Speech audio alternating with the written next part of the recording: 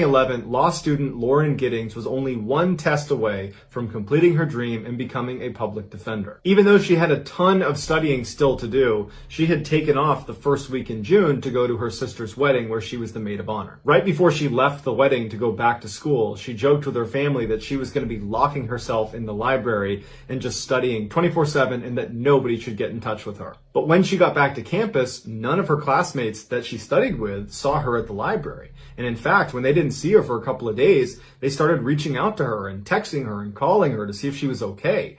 But she never picked up, she never wrote back, and so no one knew what was going on with her. One of Lauren's classmates would reach out to Lauren's sister and would ask her, hey, have you talked to your sister at all? Because we haven't seen her. And Lauren's sister would write back and say, oh no, everything is just fine. Lauren told us before she left the wedding that she was going to be locking herself away and just studying 24/7, so I'm sure everything is just fine. But this classmate wasn't convinced because this felt very uncharacteristic of Lauren to not study at the library and then not to pick up any phone calls or text messages. So she would call the police and say, hey, can you please go check on Lauren's apartment because I think something's wrong. So a police officer goes over to Lauren's apartment and knocks on the door. Lauren doesn't answer. They try the door. It's locked. The officer goes outside and looks around the outside of her apartment. There's no broken windows. There's no obvious signs of a break-in. And so the officer leaves and says, I can't do anything else unless you guys file a missing person report. So a couple of days go by and there's still no word from Lauren. And at this point, Lauren's family is now concerned and they do file a missing persons report. So the police go back to Lauren's apartment. They try knocking. She doesn't come to the door. The door is still locked. So they get the owner of the apartment building to open up her door. And when they go inside, Lauren's not in there, and at first, it doesn't seem like anything is wrong until they notice her cell phone, her keys, her purse, and her laptop are all still in there. This made the police think there could be something sinister happening here, and so they went to Lauren's friends and family and they asked, does she have any enemies? Does she have any reason to be fearful for her life? Initially, they said, no one would want to harm Lauren. Everybody loves Lauren. But Lauren's sister would say to the police that there was actually one comment Lauren made a year ago that now seemed a little bit more relevant. Lauren had just got back from a vacation and she noticed there were things in her apartment that seemed like they had been moved, like someone else had been here, but no one was supposed to be in her apartment. And so she told her sister, and the two of them talked about it a little bit, but it was quickly forgotten about because there wasn't a reasonable explanation, and Lauren was so busy with school, she didn't pursue it. After police have done a thorough investigation of the inside of Lauren's apartment, they move outside of her apartment and begin scanning the exterior of the building, and they make a huge discovery. An officer who was looking in the dumpster noticed this big black trash bag that looked out of place, and when he tried to move it, it was very heavy, and when they opened it, they found a human torso, and it was Lauren's. Right before this discovery was made, a news crew had shown up outside the apartment building and was trying to interview people that lived in the apartment complex because they had been tipped off that somebody who was living here had been missing for over a week and now police were getting involved. They saw what looked like a resident of the building looking visibly shaken up, watching the police doing their investigation, and they went over to interview him. It would turn out his name was Stephen McDaniel and he was Lauren's neighbor and he was a classmate of hers in law school. The interviewer asked Stephen, what was your last interaction with Lauren? And Stephen became really focused on how he had not seen her in the last week. And in fact, speaking on behalf of my other classmates, no one's seen her. She must have just vanished. As they're doing this interview, right on the other side of a bush, this police officer discovers Lauren's torso, and the news kind of gets out to the interviewer, they've found a body. And the interviewer says out loud to Stephen, it looks like they found a body. And Stephen just completely changes and he goes, a body? And then he goes completely silent to the point where the interviewer says, are you okay? And he just stands there looking completely distant before walking away from the interviewer, sitting down with his back turned and hyperventilates before the interview ends. Once this case went from missing person to homicide, the police started searching all the rooms on Lauren's floor. And Stephen's room is right next to Lauren's, so he was the first room they searched. Apparently, as they began searching his room, he was standing just outside the door and sweating profusely and drank over 10 bottles of water. In his apartment, they found a key to Lauren's apartment. And what he would do is whenever she was gone, he would sneak into her room and download her hard drive, as well as steal little souvenirs like small articles of clothing and other things that he would hoard in his apartment. When they went on Steven's computer and checked his browser history, basically the only things he did on the internet were look at Lauren's Facebook and LinkedIn profiles. But the creepiest thing they found was this camera that was literally duct taped to this long pole. And on the camera were all these surveillance videos of Lauren, because what he would do is he would go outside and he would hoist up this camera and he would film her through her windows in the middle of the night. Steven was quickly charged with Lauren's murder, to which he pled guilty, and he would openly confess to the details of how she died in court. Most times, he used this surveillance footage to confirm she was not in her apartment so he could sneak in and steal from her. But on the day she was murdered, he would use that camera technique to confirm she was home. And shortly after confirming she was in fact home and asleep, he put on a mask and used his key to get into her apartment and walked right into her room, which woke her up. According to Steven, she apparently sat up and said, "You need to leave." At this point, he jumps on the bed, and in their struggle, his mask would come off, and Lauren would recognize it's clearly Steven, and she would plead with him by name to stop. But he didn't stop, and he would strangle her to death. Afterwards, he dragged her into the bathroom and began cutting her up into fairly small pieces. Some of those pieces got flushed down the toilet. The others were put in bags, and only one of those bags was ever discovered, and that was the one of her torso. Steven was ultimately given a life sentence. Here is a highlight of Steven's interview when it's revealed that they've discovered Lauren's body. No. After being apart for many years, identical twin sisters Ursula and Sabina Eriksson were finally reunited on May 15th, 2008. Within 24 hours of their long-awaited reunion, the 41-year-old Swedish sisters boarded a ferry for Liverpool, England. They arrived in Liverpool at 8:30 in the morning on Saturday, May 17th, and their first stop was going to the St. Anne's police station, where Sabina would tell them that she's very concerned for the safety of her kids back in Ireland. The police would say, okay, we'll follow up, and they got in touch with their counterparts in Dublin, Ireland, who went over to the house and everything was fine. So the women leave the police station on foot and they make their way over to a bus stop, and they ultimately board a bus bound for London at about 11:30 in the morning. So they get in the bus and they start moving, and the driver asks them to take their luggage and put it in the luggage hold. But the women aggressively refuse to give up their luggage. And in fact, they start clutching their luggage against their chest. So the driver starts to feel really uncomfortable about having these two women on the bus, and ultimately decides to just pull over at a service station outside of the city and tell them to get off the bus. They get off, and the driver ends up calling the police and telling them there's something weird going on with these two women. I don't know what's inside their bags, but you might want to come check it out. As it happened, there was already a police officer at the service station who came right over to the women and started talking to them as the bus driver took off. During their conversation, the police officer felt like these two women were not a threat to anybody, and it was just a big misunderstanding, and they let them go. So the officer leaves, and these two women who don't have a car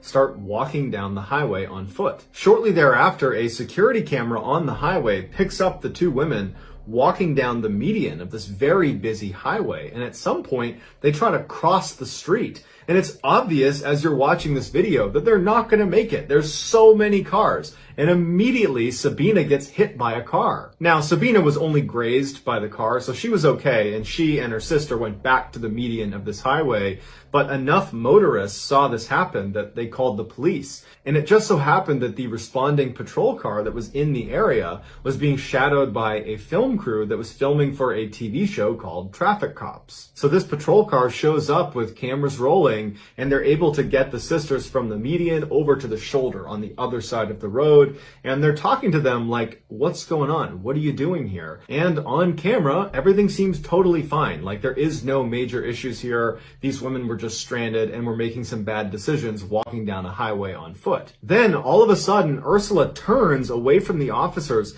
and tries to run into traffic. And there are cars whizzing by. They have not stopped traffic. And one of the officers manages to grab her arm, but only gets her jacket, which she's able to wriggle out of before launching into traffic, literally leaping into traffic, and gets hit by a huge truck going 60 miles an hour and gets thrown down the road. Literally a second later, as everyone's like, what is going on? Sabina yells, "They're gonna steal your organs!" And she leaps into traffic and gets hit by another car. Immediately, police run in the road, they stop traffic, and they go up to Ursula, who was the first to get hit, and they see her legs are definitely broken, but she's alive.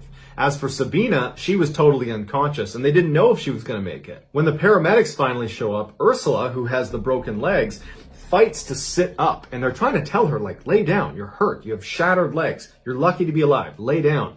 She's not listening. In fact, she's violently trying to sit up, and she starts spitting at the paramedics and the police and screaming obscenities at them like they're trying to hurt her. And they're like, we're the police, we're the paramedics, we're trying to help you. At the same time, Sabina regains consciousness, and even though paramedics and police are trying to keep her laying on the ground, she begins fighting her way up and is pushing the police off of her and finally stands up and literally squares off with one of the police officers and decks her in the face before running down the road. Police would have to run down the road after her and literally surround her as she's got her fists up like she's going to fight anybody that touches her, and they would have to tackle her to the ground and put her in handcuffs just to keep her from hurting herself. Both sisters would be transported to the hospital, and when they got there, they both apparently were acting normal again. Ursula, because of her broken legs, would be admitted to the hospital, and apparently she would stay normal and would eventually make a recovery and would be released. There were no charges pressed against her. As for Sabina, the doctors checked her out, and she didn't appear to have any injuries. So they released her, and she was brought to the police station to be charged for punching the police officer in the face. That day, Sabina would plead guilty to her charges and would be sentenced to 1 day in custody that she served that night. The next day, she was released. So Sabina leaves the police station on foot, and later that night, she's walking down the road when she sees two men walking towards her who were named Glenn and Peter. She stops them and she says, hey, I'm looking for a bed and breakfast. Are there any good ones nearby? And Glenn would say, you know, it's funny, I own a bed and breakfast. You can stay at mine. Initially, Sabina seemed hesitant, like perhaps this was a trap, but ultimately she agrees, and the three of them go back to Glenn's B&B. Once they got there, Sabina apparently was constantly looking out all of the windows, acting very paranoid. And then at one point, she offers the men a cigarette, and the men accept, and she hands them their cigarette, and she's about to light their cigarettes when she suddenly snatches them out of their mouths and says, oh, these might be poisoned, and she throws them in the trash. Just before midnight, Peter leaves, and Glenn and Sabina go to sleep in their respective rooms. The next day, Glenn gets up to make tea and food for Sabina, who's downstairs in the kitchen, but Glenn realizes he's out of tea bags. So he goes outside and he hollers to his neighbor Frank and says, hey, can I borrow some tea bags? Frank gives him the tea bags. Glenn goes back inside. About a minute later, Frank recalls seeing Glenn stagger out of the B&B, clutching his stomach, screaming, she stabbed me. And apparently his last words were, Frank, take care of my dog, before he ultimately died. Frank immediately calls the police, and Sabina immediately leaves the B&B and takes off running. She gets to a highway and she's running along the side of this highway, and a motorist named Josh sees Sabina running, and she's clutching a hammer that she's repeatedly hitting herself in the head with as she's running. Josh drives well past her and gets out to try to intercept her, but as she's running past him, she pulls a roof tile out of her pocket and throws it and hits Josh in the head. She runs past Josh, who's now clutching his head and can't stop her. She gets to this bridge that overlooks another road, and she leaps off. It's 40 feet to the ground, and when she hits the ground, she breaks both ankles and fractures her skull, but she lives and narrowly escapes being hit by another car. Eventually, police and paramedics are called, who transfer Sabina to a hospital where she once again is acting totally normal. Nothing like the crazy person that killed Glenn or was throwing roof tiles just hours earlier. Sabina would ultimately be arrested for murdering Glenn, and she would plead guilty to manslaughter, but she gave absolutely no explanation of why any of this happened. It was like she didn't understand and was a different person now. The defense claimed that although Sabina certainly killed Glenn, she should have diminished responsibility because she was suffering from a condition known as folie à deux. It's a French term that means madness of two, and basically it only presents itself in identical twins where one twin has a psychotic break and they transmit their insanity to the other twin. And amazingly, the prosecution accepted this claim, and they only gave Sabina 5 years for her crimes. Sabina would serve her 5-year sentence and was released in 2011, and to this day is a free woman. Here are some highlights from that film crew that captured Ursula and Sabina acting totally crazy on the side of the highway.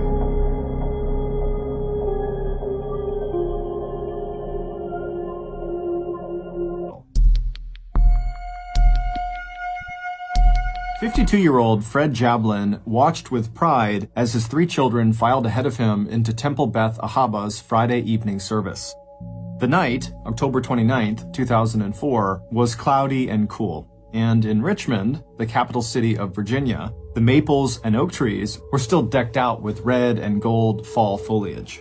Even in the twilight darkness, the autumn colors glowed around the synagogue, the oldest Jewish house of worship in the city of almost 200,000 residents.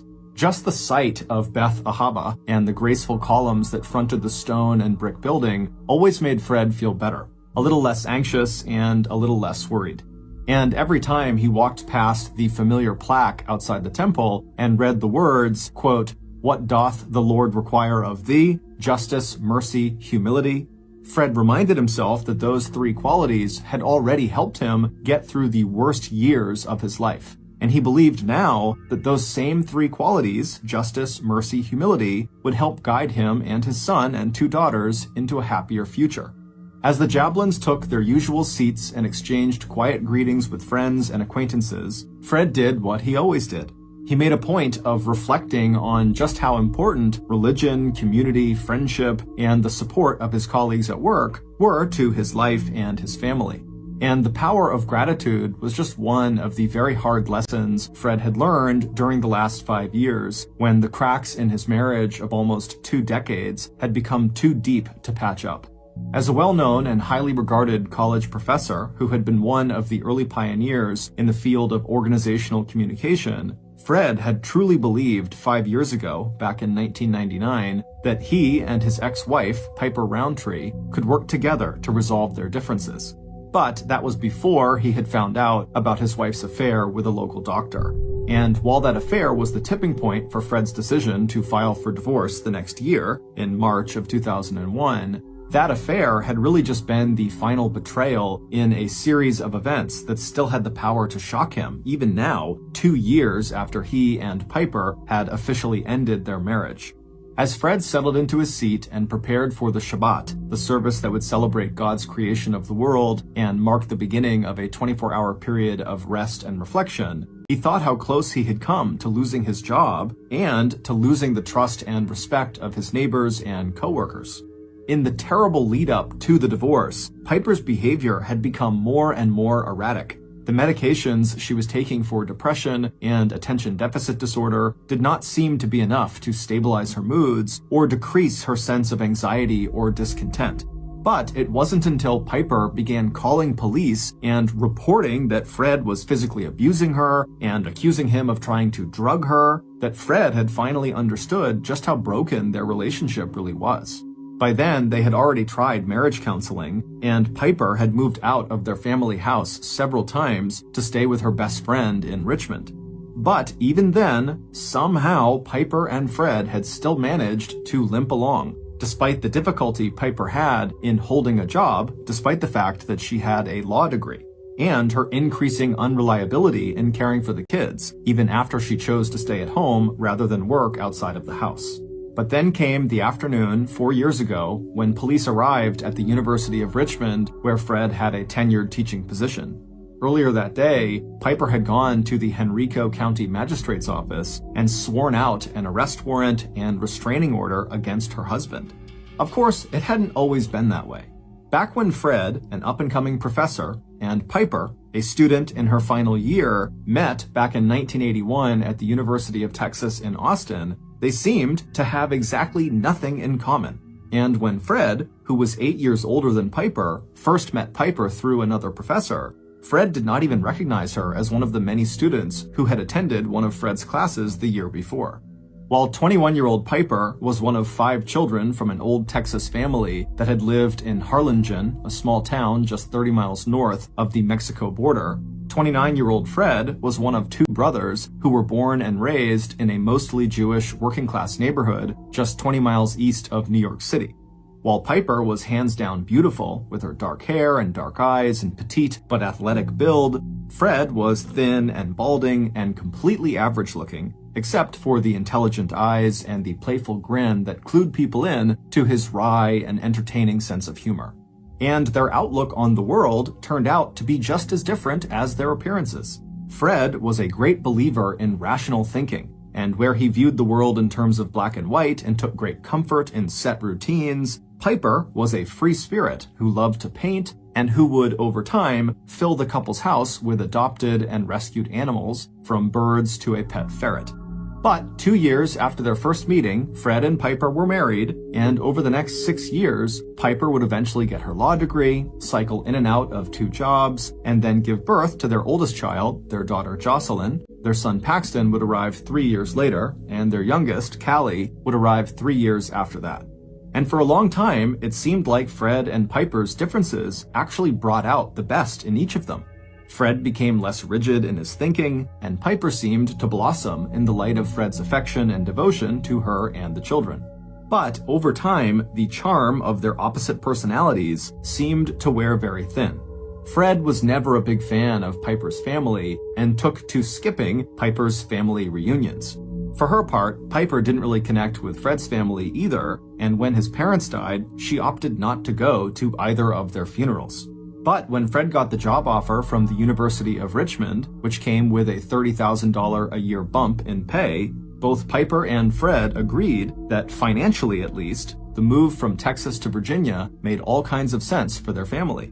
The extra money meant that Piper did not have to worry about working if she didn't want to, and she could hire a cleaning service to take care of the house, along with a nanny who could help with the kids.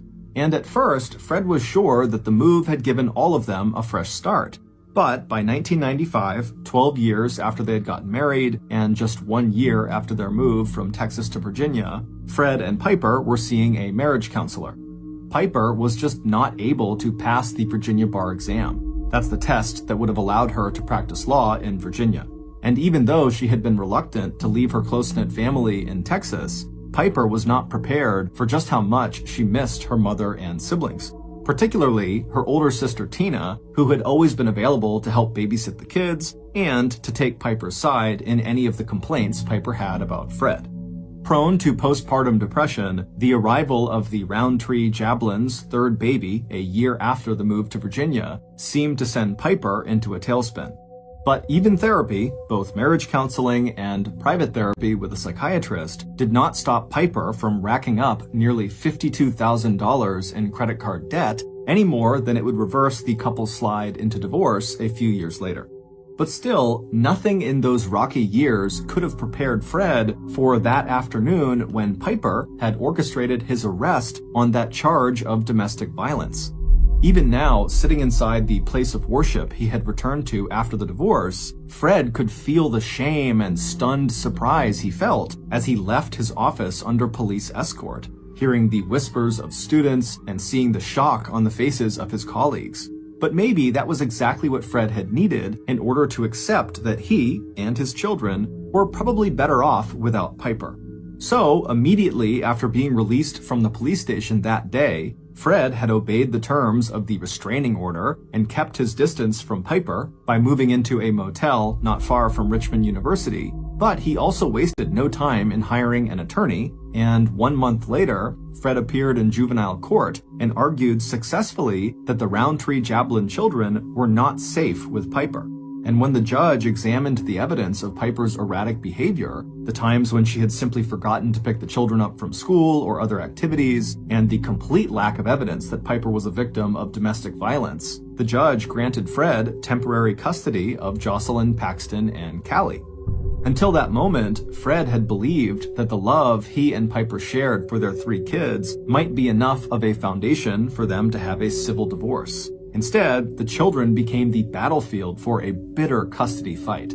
In the end, the court had not believed any of Piper's charges of abuse, and when Fred had filed for divorce, he did so on the grounds that Piper had been unfaithful. He had cited Piper's affair with their oldest daughter's doctor, although it would turn out that there had been other men too, maybe even going back to the mid-1990s. And there was nothing quick or easy about how they reached a settlement. Piper had repeatedly asked for delays in the divorce proceedings until finally, in 2002, almost a year to the date after Fred had filed for the divorce, when Piper did not show up for a hearing on finances and custody, the judge went ahead and made a final ruling without her. And that ruling would turn out to be absolutely devastating for the one-time stay-at-home mom, because on all fronts, Piper would wind up losing. According to that judgment, Fred, whose money had been used to purchase their house in Texas and their house in Virginia, and whose retirement account was much larger than Piper's, would get nearly all the couple's property and liquid assets. But it was the judgment on custody that would completely sever the bond between the parents, because when Fred would eventually press for full legal and physical custody, the court sided with him. That meant that Piper would need to go through Fred to make any and all arrangements to visit their 3 kids. And as far as support payments went, citing Piper's potential as an attorney to out-earn Fred's own salary as a professor, the court also agreed that Fred no longer needed to pay Piper support money, and that going forward, it was Piper who would need to get a job and pay Fred $890 in child support every month. Fred had had no illusions that Piper would actually make those payments, at least not on a monthly basis. And he was right. Piper had tried twice to declare bankruptcy as a way of setting aside the whole divorce decree until a federal bankruptcy court actually prevented her from filing a 3rd time. But Piper's new financial obligations did mean that in order to practice law, she would need to move 1,200 miles away back to Texas, where she had passed that state's bar exam and could practice law. But even though Piper had been the loser in the battle over custody, she had found ways to strike back at Fred. And when it came to revenge, Piper had a lot of help from her sister Tina. And just thinking of Tina made Fred's body tense. Immediately following the court ruling on child support and custody, Tina had written a 43-page so-called psychological profile of Fred. A nurse practitioner who ran her own women's healthcare clinic, Tina was not a licensed mental health professional. But that did not stop her from attacking every aspect of Fred's character, personality, and temperament. In the report, Tina accused Fred of physical and sexual assault, drug abuse, and various personality disorders. She also warned parents that any child or minor that Fred had contact with was at risk of being psychologically abused. Describing the report as a, quote, court document, so it sounded very official, Piper then emailed her sister's denunciation of Fred to his coworkers and university administration, as well as to members of the Parent-Teachers Association at the schools the children all went to, and to the leaders of the scout clubs the kids attended, and to the list of friends and acquaintances Fred and Piper had once shared. During that especially dark period, when the divorce and the pain was so raw that Fred questioned if life could ever seem normal again, he had wondered who hated him more, his ex-wife Piper or his ex-sister-in-law Tina. Just the thought of that question made Fred doubly relieved that he had changed his will just this last year so that in the event of his death, custody of his kids, along with the control over the financial assets his kids would inherit, would go to his brother, Michael, who lived with his wife and their 2 kids in Northern Virginia. Fred had also installed a home security system just in case. He'd never forgotten the time when Piper had taken their youngest child and disappeared without telling Fred, only to turn up in Texas at her sister Tina's with a story of how Fred had started trying to drug Piper. In fact, it had been the other way around. After Fred and Piper split, Fred had learned from a neighbor that Piper had confessed to spiking Fred's morning coffee with the antidepressant Prozac. Fred was suddenly brought back to the present by a gentle nudge from his 15-year-old daughter, Jocelyn. And he realized with a start that he had spent the last several minutes just going through the motions of the Friday evening service. He thought again of the plaque outside the temple, that what the Lord asked of him was justice, mercy, and humility. Fred was self-aware enough to know that when he and Piper divorced 2 years ago, he was thinking more of justice than he was of mercy or humility. But now, 2 years after the divorce agreement was signed, it seemed like both he and Piper had reached a much better place, both as a divorced couple and as individuals. It had taken Fred a while, but he had grown into his all-consuming role as single dad, and all 3 kids were doing exceptionally well. He loved taking the kids to their after-school and summer activities. They had become close to their uncle, Fred's brother Michael, and just 5 months earlier, Fred had ventured out into the dating world and had begun a promising relationship with another single parent, a down-to-earth woman named Charlene. As for Piper, she had begun dating soon after returning to Texas, where she now lived in Houston, very close to her sister Tina. Piper had her own small law practice, but made most of her income doing research into land titles. It was steady work that did not require a law degree, and it paid well enough that she had been able to afford a house of her own, a new black Liberty Jeep, and a lifestyle that seemed comfortable and secure. Even though Piper was often behind on child support, Fred was accommodating about any plans Piper could make to see their kids. In fact, just a few weeks earlier, Piper had come east and taken all 3 kids on a long weekend camping trip in one of Virginia's beautiful national forests. And even though her in-person visits with the kids were not as long or as many as Piper wanted, it wasn't unusual for her to call the kids more than once a day. Maybe, Fred thought as he gave Jocelyn a nudge back to show her he was paying attention again, maybe he and Piper both were ready to practice mercy and humility. Back at the Jablin house on Hearthglow Lane, Fred pulled into the driveway of the detached 2-car garage. A moment later, the children piled out of the Ford Explorer and made their way inside the handsome brick and wood 2-story house set on a slight rise and surrounded by stately trees. Halloween had always been Fred's favorite holiday, and he and the kids had bagged up most of the fallen leaves and stuffed them into leaf bags that were the shape and color of carved orange pumpkins. Throughout the quiet and affluent subdivision, with its neat green and white welcome sign that read Kingsley, homemade scarecrows and ghosts made out of white sheets watched over the comfortable homes, all set back from the road, some with living rooms and kitchen lights shining through the windows. Once inside 1515 Hearthglow Lane, Fred wasted no time shepherding the 3 children off to bed. It was around 10 p.m. when he had said his final goodnight and headed back downstairs to clean up and give Charlene a call before heading to bed himself. By the time Fred had switched off his bedside light and settled down to sleep, the painful memories of the past had been replaced with a sense of pleasant anticipation for the weekend ahead.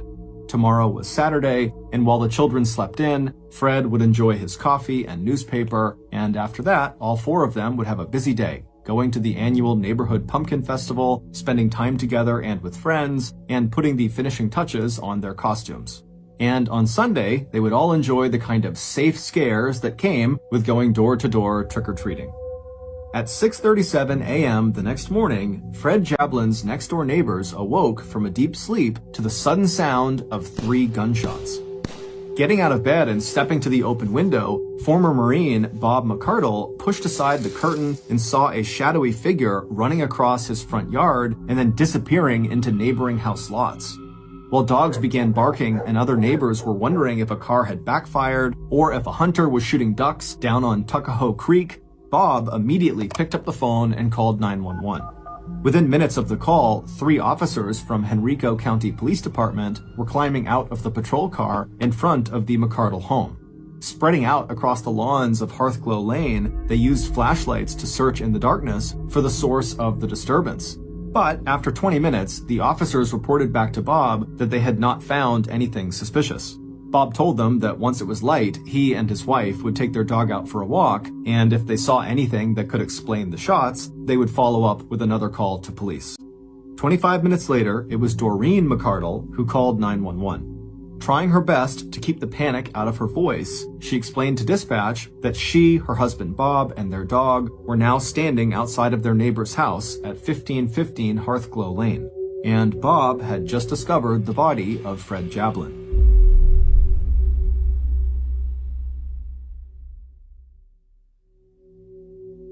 The single dad and prominent Richmond University professor was lying in his driveway alongside the family car, his body stretched out on a thin carpet of blood-soaked leaves. This time, Henrico police responded with a flood of emergency and medical personnel, and within minutes, the quiet neighborhood was alive with flashing lights and sirens. But their response was too late. Fred Jablin was dead. Even as officers strung yellow crime scene tape around the half-acre lot of the Jablin home, a SWAT team had entered the house to make sure the murderer was not inside, and if necessary, to rescue the 3 sleeping children. But the house was empty except for Fred's kids. As Jocelyn was escorted out the back door so she would not see her father's body lying in the driveway, the 15-year-old turned to the police officer at her side, and she asked him to please make sure her brother, sister, and father got out. By 8:30 a.m. that Saturday morning, Henrico County homicide investigator Kobe Kelly had arrived on the scene and pushed the investigation into high gear. A 4-year veteran of the police force, the 6'2" detective was just 32 years old, but he had a well-deserved reputation for professionalism and for getting results. The Roundtree Jablin children were quickly sheltered at the home of a local police officer who knew the Jablins and lived in the same area. A special victims unit was on its way to help break the terrible news of their father's death and to find out what the children may have heard or seen that morning. Detective Kelly's initial examination of both the outside crime scene and the inside of the house showed no evidence that this had been a robbery gone wrong. There was no sign that anything had been taken. And unfortunately, the neighbor who had made the 911 call to police after hearing gunshots and seeing a figure run across his front lawn could not even identify whether that person had been a man or a woman. Hopefully, the crime scene techs, who were already there collecting any physical evidence and dusting for fingerprints, would be able to provide more information. But at first glance, it looked to Kelly like this had been a premeditated crime, planned by someone who must have known Fred Jablin's morning routine well enough to be lying in wait for him when he stepped outside in the dark that morning to pick up the newspaper that had been tossed onto his driveway. But even before Kelly heard back from the officers he'd sent out to knock on doors and collect information and search for the murder weapon, Kelly knew that there would be plenty of suspects in this case. The victim had been a high-profile college professor with a reputation for working closely with students, any one of whom might have harbored a grudge related to perhaps a failed thesis or maybe a bad grade. With that in mind, Detective Kelly also sent a team out to the University of Richmond, 6 miles east, to treat Fred's personal office as a crime scene and to interview faculty and students. The detective also started the process of obtaining search warrants, putting in a subpoena for any relevant phone records. But even as the investigator watched a crime scene tech carefully bag a copper-jacketed hollow-point bullet they'd found to the right of the body, Detective Kelly already had the name of the person he was most interested in talking to. In any homicide investigation, the most likely suspects are those with the closest and most intense relationships to the victim. And even though Fred Jablin's ex-wife, Piper Roundtree, lived 1,200 miles to the west in Houston, Texas, she was still number 1 on Detective Kelly's suspect list, especially when he heard from the first officers on the scene that Fred and Piper had gone through a very messy divorce just 2 years earlier, and that custody of the 3 kids was still an ongoing issue. By 10 a.m. that morning, the oldest of the Roundtree Jablin children had told police that she had heard a gunshot early that morning but had gone back to sleep. The younger 2 kids both told police that they had each had separate phone conversations with their mom the afternoon and evening before. She told them she was calling from Galveston, Texas, where she was researching a land title. She'd also told 12-year-old Paxton about a raccoon that was living under the porch of her house. Knowing that the first 48 hours of any investigation are often the most crucial, Detective Kelly was determined to check out every possible lead. And even though Piper had told her children she had called last night from Texas, Detective Kelly still ordered investigators to check for any passengers named Piper Roundtree who may have flown into Richmond from Houston, Texas over the last several days. By 2:30 p.m., Michael Jablin had been informed of his brother's death, and he and his wife were in their car traveling south to Richmond. And by 3:30 p.m., just 8 hours after the McCardles had discovered Fred's body and made their second 911 call, Detective Kelly had already caught a major break in the investigation. His investigators had in fact discovered that a passenger by the name of Roundtree had flown out of Virginia's Norfolk Airport just 3 hours earlier on a Southwest Airlines flight that was due to arrive back in Houston's Hobby Airport at 4:30 Houston time, which meant 5:30 Virginia time. But there was one problem. The passenger's first name was not Piper. Instead, it was a name Detective Kelly had not yet heard: Tina. Detective Kelly had already found a good picture of Piper Roundtree in one of her children's bedrooms, and the driver's license picture on file for the plane ticket his investigators had discovered was definitely a different person. Instead of dark brown hair, Tina Roundtree had shoulder-length blonde hair. Glancing at his watch and seeing he had 2 hours before the plane carrying Tina Roundtree was due to arrive at Hobby Airport in Houston, Detective Kelly rolled into action. Contacting police in Houston, he sent them pictures of both Piper and Tina Roundtree and asked them if they would go to Hobby Airport in time to locate a passenger getting off that Southwest Airlines flight who looked like either of the two women. But it would turn out that Detective Kelly was now in for a series of disappointments. Whoever that passenger named Tina Roundtree was, she had managed to disembark, collect her checked bags, and apparently leave the airport in Houston without being intercepted or recognized by Houston police. And when Officer Kelly finally reached Piper Roundtree by phone in Houston that night at 9 p.m., 14 hours after Fred had been declared dead, it would turn out that Piper Roundtree would have a rock-solid alibi for the time of the murder. And after being informed by a friend in Richmond about Fred's murder that morning, the only thing Piper wanted to talk about now was where her children were, who was taking care of them, and how they were coping with this devastating news. By now, Detective Kelly had also been filled in on the identity of Tina Roundtree, Piper's older sister, who also lived in Houston. Realizing that he would need to conduct this investigation in 2 different states, Detective Kelly and his partner headed to Houston to interview the Roundtree sisters. Before leaving, the lead investigator assigned Detective Chuck Hanna and one other investigator to follow up on leads in Richmond.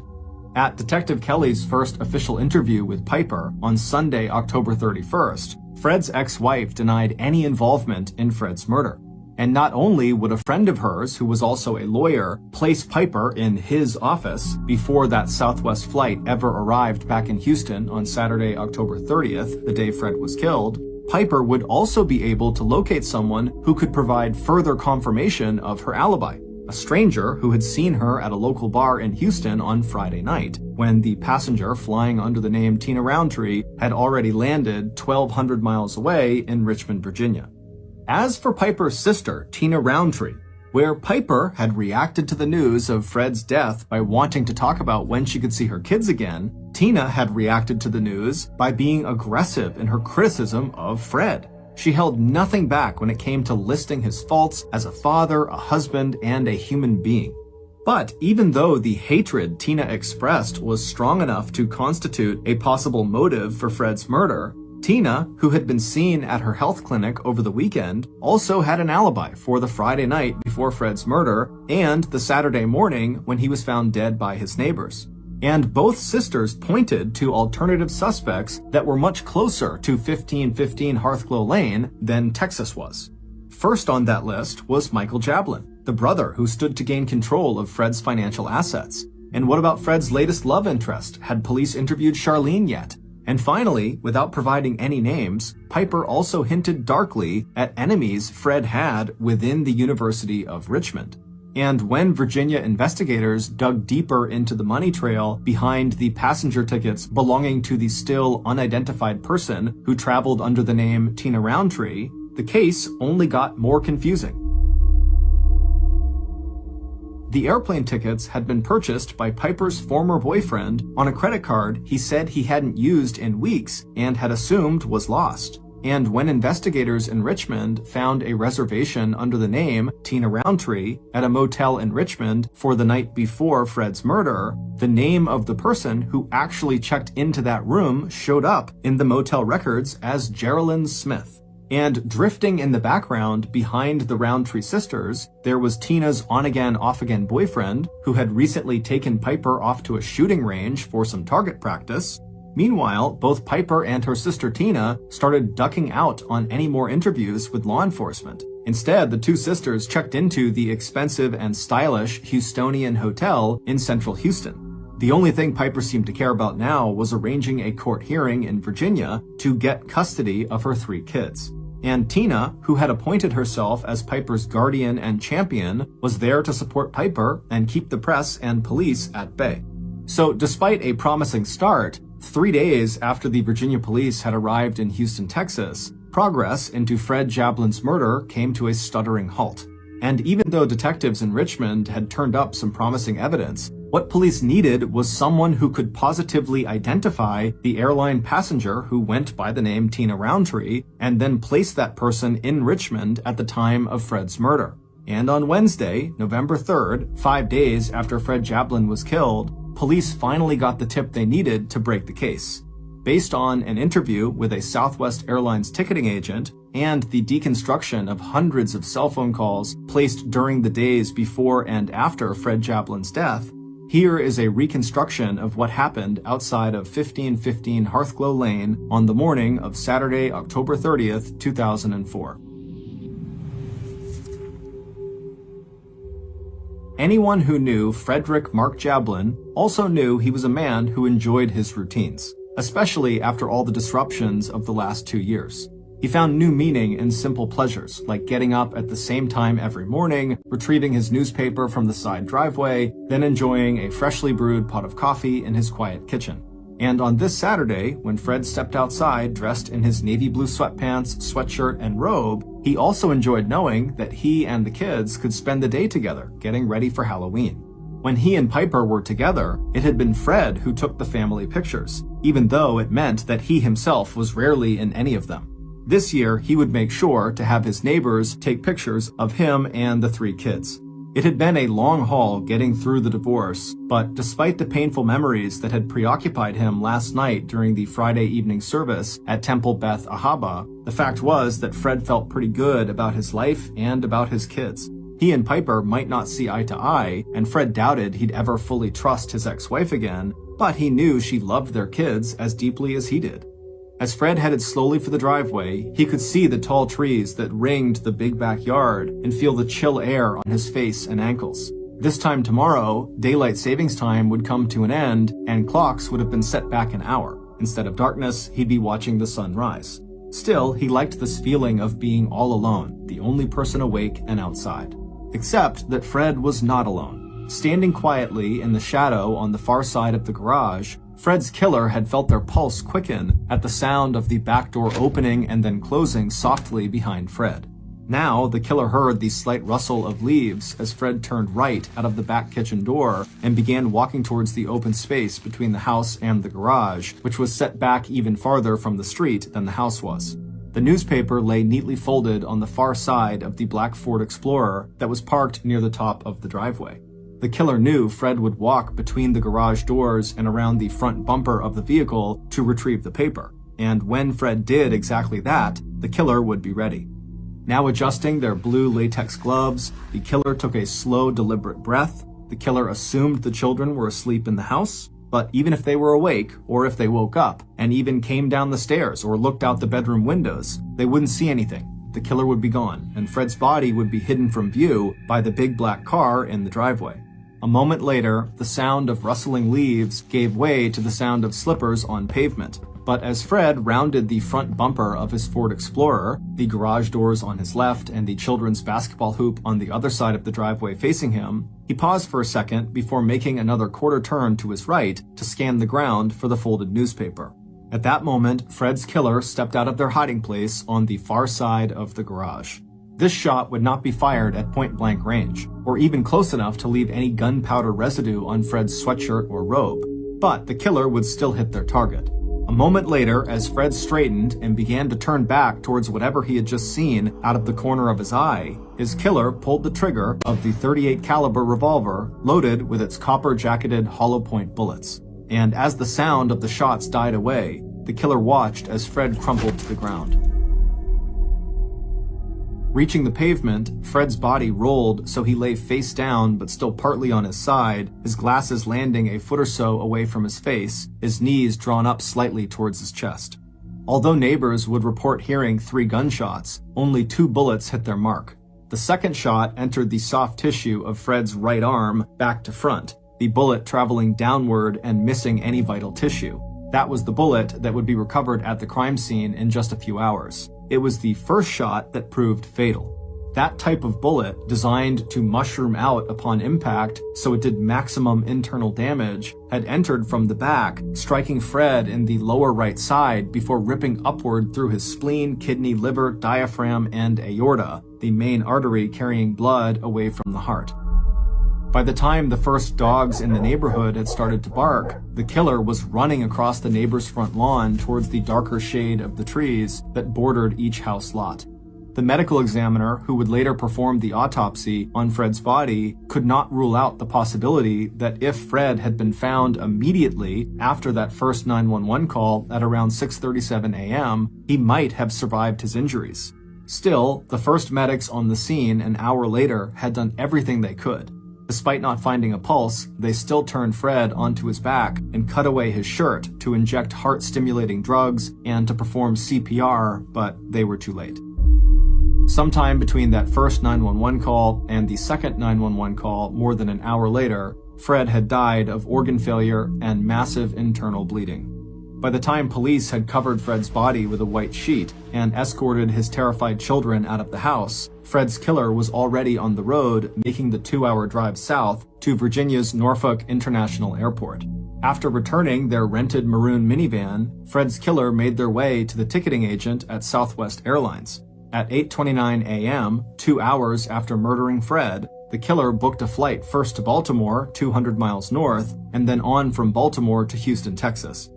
As Piper Roundtree handed the Southwest airline ticketing agent her sister Tina's ID and the ticket Piper had bought using the credit card that she'd taken from her boyfriend, Jerry Walters, she made a quick adjustment to the blonde wig she was wearing over her dark brown hair, and she also made sure her sunglasses completely covered her brown eyes.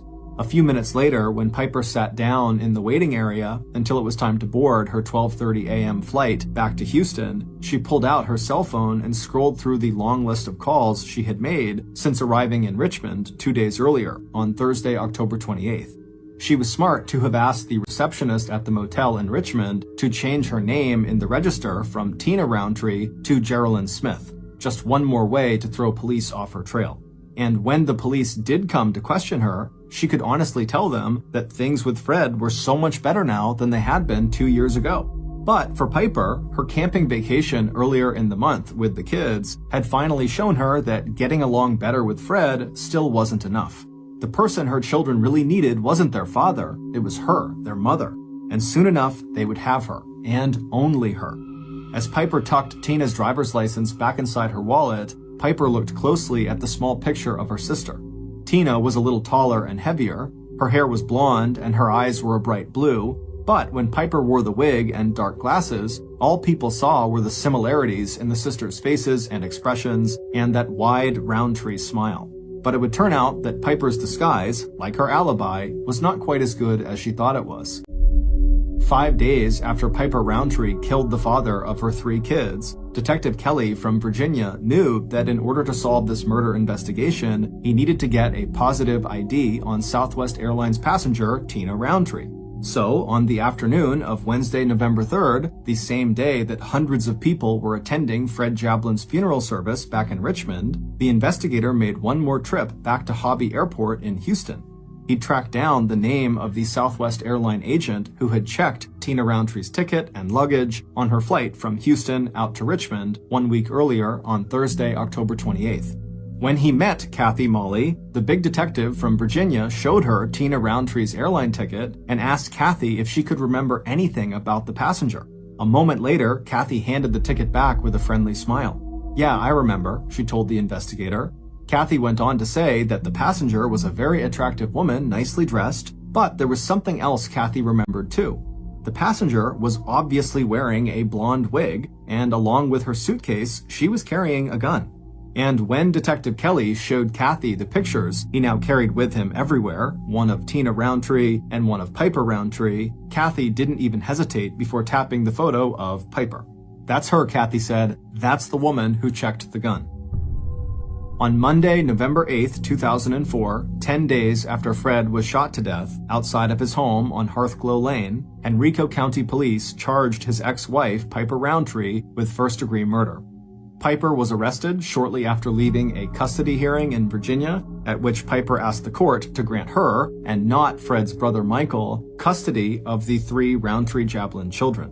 In addition to having been identified as the passenger traveling to and from Richmond under the name Tina Roundtree, Piper's cell phone records had also placed her in and around Richmond from Thursday, October 28th through the morning of Saturday, October 30th, the morning of Fred's death. Even though Piper claimed that she and her sister Tina often used one another's cell phones, the phone that Piper used on Friday evening, the night before Fred was killed, to call her son Paxton and tell him she was in Texas, was the same cell phone that had pinged off cell phone towers in Richmond to connect that call to Paxton's cell phone. As for Piper's alibis, it would turn out that after checking credit card receipts, the man who had placed Piper in the Volcano Bar in Houston on that Friday night before Fred's murder had made a mistake. It had been Saturday night, after Piper had returned from Richmond, that she was seen at that bar. And although Piper's friend and former law colleague would insist to Virginia investigators that he had talked to Piper in Houston midday on Saturday before that Southwest flight from Baltimore arrived in Houston, it turned out that he had made an earlier statement to a reporter saying that the first time he had seen Piper in nearly a year was the day after Fred's murder, Sunday, October 31st, when she would have already been back in Houston for nearly 24 hours. On Saturday, February 26, 2005, 1 year and 4 months after Fred was murdered, a Virginia jury spent less than 1 hour in deliberations before coming back with a guilty verdict in the trial of Piper Roundtree. Her defense attorney argued, unsuccessfully, that the real murderer was Piper's sister, Tina, and when Piper herself took the stand, she implied the same thing, while at the same time insisting to the end that she herself had absolutely nothing to do with Fred's murder. When asked point blank if she wanted the jury to think her sister Tina committed the murder, Piper replied, "I have no idea what happened." Piper would use that same refrain when she was asked how her cell phone had appeared in Virginia in the days before and on the day of Fred's murder, or why she decided to brush up on her shooting skills the week before Fred's death, or why she had used her boyfriend's credit card to purchase a blonde wig, or how her black Liberty Jeep had wound up in the parking lot at the Hobby Airport in Houston from Thursday, October 28th to Saturday, October 30th, Piper told the jury she either had no idea how those things could have happened, or that they were just meaningless coincidences that had nothing to do with Fred's murder. 2.5 months later, on May 7th, 2005, Piper was sentenced to life in prison. Her first request for parole in 2020 was denied. She will be eligible for parole again in 2033 when she will be 72 years old. On Friday, November 4th, 2005, days before Piper's trial for murder, Piper's sister, Tina, pled guilty in a Houston courtroom to a charge related to Fred Japlin's murder, attempted tampering of evidence. Tina was fined $300 and sentenced to 80 hours of community service. Tina died in 2020. In 2006, a Virginia court granted full custody of Fred and Piper's 3 children to Fred's brother, Michael Jablin. We'd like to say a special thanks to author Catherine Casey, whose book, Die, My Love, a true story of revenge, murder, and 2 Texas sisters, was our main source in creating this podcast. Because Piper Roundtree has never admitted any guilt or involvement in the murder of Fred Jablin, we relied on the prosecution's evidence and theory of motive to create our reconstruction of this crime. If you're interested in finding out more, please see our source list for additional background and information.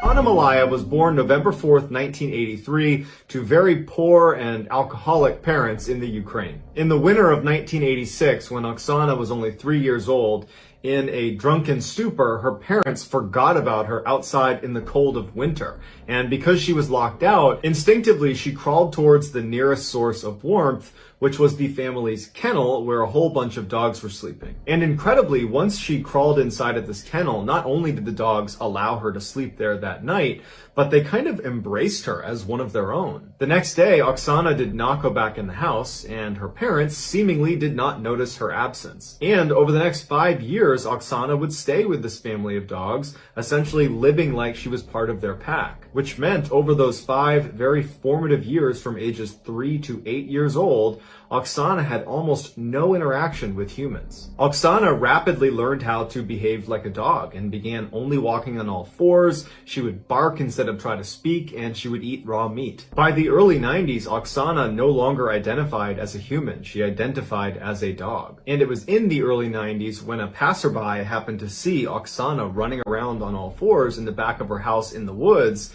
and they called the police, wondering what was wrong with this person. The police show up, and Oksana's dog family runs out and starts barking at the police to protect Oksana, and Oksana would start barking ferociously to protect herself from being captured. But eventually the police would use meat to lure the rest of the dogs away so they could retrieve the child. When she was taken into custody, doctors saw that she not only had forgotten how to walk on two legs, she also couldn't speak. And doctors were concerned that because she had had almost no exposure to human language for all those formative early years, that she might not actually have the capacity to speak anymore. Oksana was taken to an orphanage where she would eventually learn how to walk on two legs, and amazingly, she would learn how to speak. But despite these incredible gains she made towards re-entering society, her experience living with the dogs had really left a mark on her. Although she could speak, she could only speak in monotone with no rhythm and no intonation, and it was actually difficult to follow what she was saying because of that. A psychologist did an assessment of Oksana and determined that her mental capacity was only that of a 6-year-old, despite being a young adult at the time of this assessment. By the time she was 22 years old and had more or less re-entered society, she finally was able to have a boyfriend, and he didn't know much about her past. But when she decided to show him how easy it was for her to run around and bark like a dog, it apparently scared him, and he broke up with her and did not see her again. Today, Oksana lives on a farm taking care of animals, and she was recently interviewed on a Ukrainian talk show where she says she no longer wants to live like or act like a dog, she just wants to be a person. Here is some footage of Oksana Malaya acting like a dog.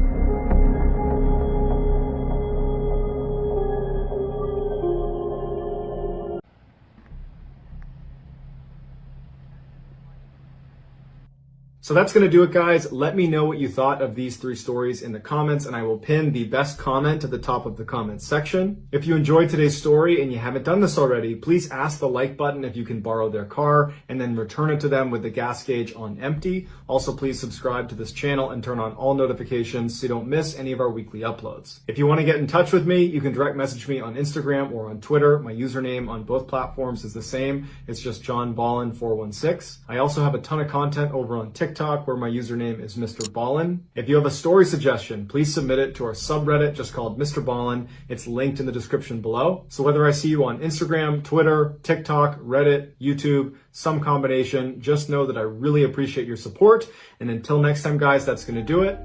See ya.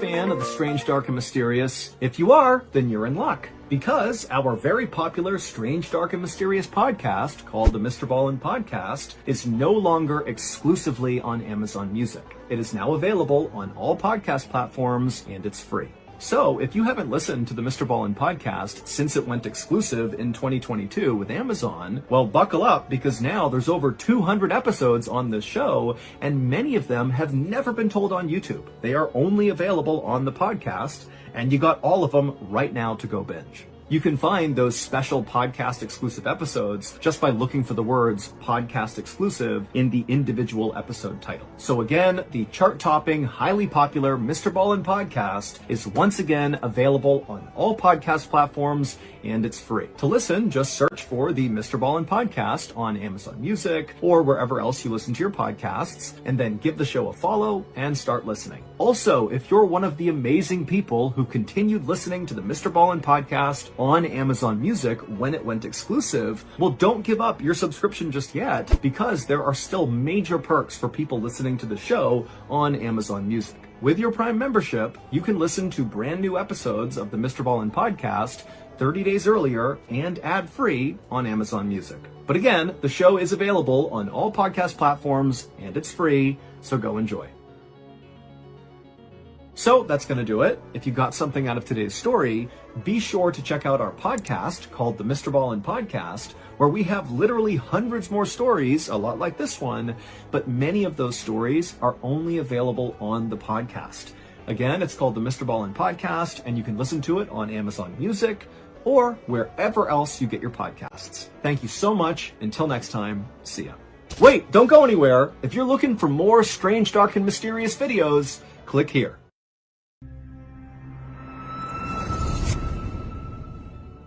Thank you to BetterHelp for sponsoring today's video. Back in 2017, I had just gotten out of the military after 7 years of service, and honestly, it was a huge struggle trying to reintegrate back into civilian life. Not only was I totally out of the loop with modern technology, but I also had no idea how to get a job or even how to identify what a good job was. I just felt lost. And so that, combined with dark thoughts swirling around my head from previous deployments, made it so I really couldn't even function. And so before long, I was jobless, depressed, and angry. But I didn't tell anyone, even though I had been raised in a household where talking about your feelings was a very normal thing. But now that I really needed to do that, I just couldn't. But luckily, my family and friends noticed the big change in my behavior, and ultimately they convinced me to go seek out professional help. And I'm so glad I did, because it was such a relief. Speaking to a neutral, trained third party about your darkest thoughts is so cathartic and really promotes healing. And while of course therapy is not some one-size-fits-all solution, it is a great starting point for anybody who's struggling right now. And a great option for therapy is BetterHelp, which is entirely online. All you have to do is fill out a quick survey online, and then very quickly you'll be paired with a licensed BetterHelp therapist who is trained to listen and give you unbiased advice. Let BetterHelp connect you with a therapist who can support you, all from the comfort of your own home. Visit betterhelp.com/MrBallen or select MrBallen during sign-up to enjoy a special discount on your first month. I want to create a mildly effective... I want to make a mildly effective cold medicine made exclusively out of Egyptian fire ants. Take its horn off its head and you beat it to death. Say out! You die. Turned and leapt head first out the glass window. Pow! Yes! Got up on its flippers and began chasing us down the cave. A nice hot maga mouse. And we settled on a piping hot plate of eagle tonsils, your smoked chicken gallbladder eggnog, your zebra cornea souffle. Get to go surfing. Surfing. But it no! Pow! Yes, it did. Papa, tu dois avoir. Papa, tu dois avoir. Lungy was already in there, and he looks at me and he says, Papaye, deveríamos ter ficado con Hello Fresh. Oh, Lungy, put on... Ooh, MrBallen, ooh. It's not even funny.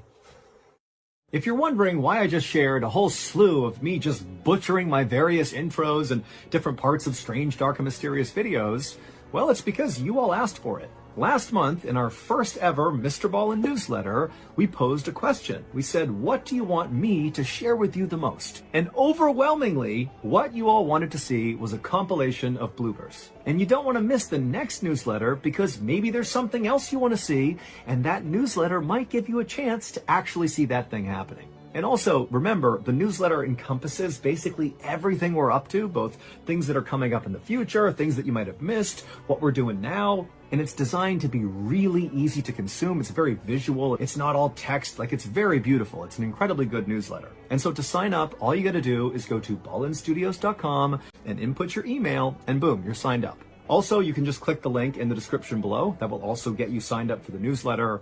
And then we will deliver it to you, once a month, and boom, there you go. You're in the know.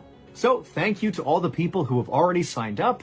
And in advance, thank you so much to those that are about to go sign up. And I'm sorry to those that plan to not sign up, because really, you're missing out. And you know what? Seagull Lung, he's going to be pretty disappointed in you, so there's that too. Okay? Peer pressure. Go get it done. ballenstudios.com. Sign up for our incredible monthly newsletter. Thank you so much. See ya. Wait, don't go anywhere. If you're looking for more strange, dark, and mysterious videos, click here.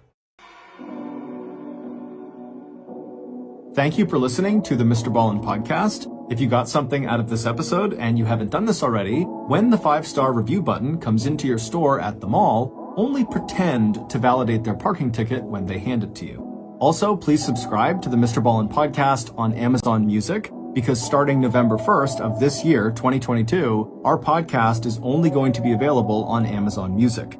However, from now until November 1st, you can still get the podcast on all platforms.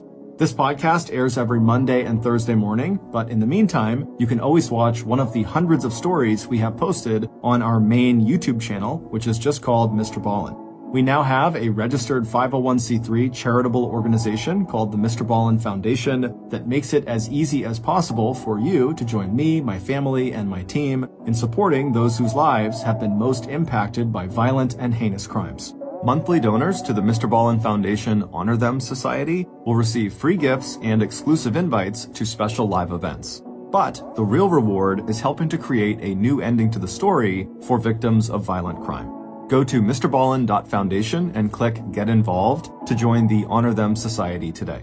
If you want to get in touch with me, please follow me on any major social media platform and then send me a direct message. My username is just @MrBallen, and I really do read the majority of my DMs.